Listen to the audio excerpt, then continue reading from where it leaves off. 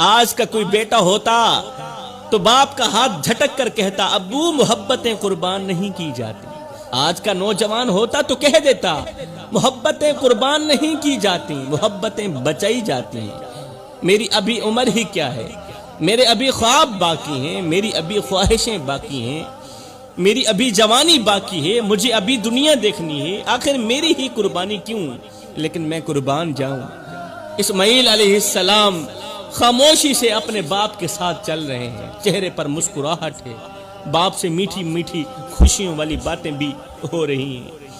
میرے بھائیوں، دنیا والوں کے بیٹے باپ کی دولتیں سنبھالتے رہے، خزانے سنبھالتے رہے، جائیدادیں سنبھالتے رہے، گاڑیاں سنبھالتے رہے، سواریاں سنبھالتے رہے، اقتدار کی کرسیاں سنبھالتے رہے، مگر ایک اسماعیل تھا جس نے دولت نہیں بلکہ اپنے باپ کی اطاعت سنبھالی، باپ کی فرما برداری سنبھالی. دنیا کے بیٹے اپنے باپ سے کہتے ہیں ہمارے لیے کیا چھوڑ کر جاؤ گے، مگر اسماعیل نے اتنا بھی نہیں کہا کہ میرے بعد کس کو بیٹا کہہ کر پکارو گے.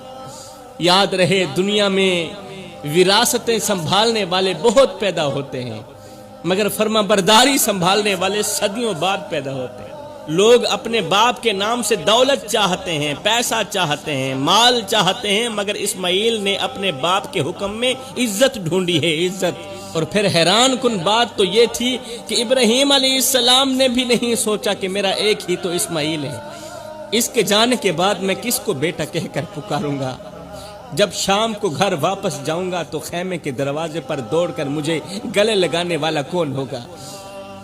بالکل نہیں سوچا بڑھاپے کی لاٹھی ٹوٹ گئی تو سہارا دینے والا کون ہوگا. ایک بیٹا ہی تو ہے جس کو میں ذبح کرنے کے لیے جا رہا ہوں. سفر سے جب واپس آؤں گا تو خیمے کے دروازے پر ابا جان کہہ کر میرے جسم کے ساتھ لپٹنے والا کون ہوگا.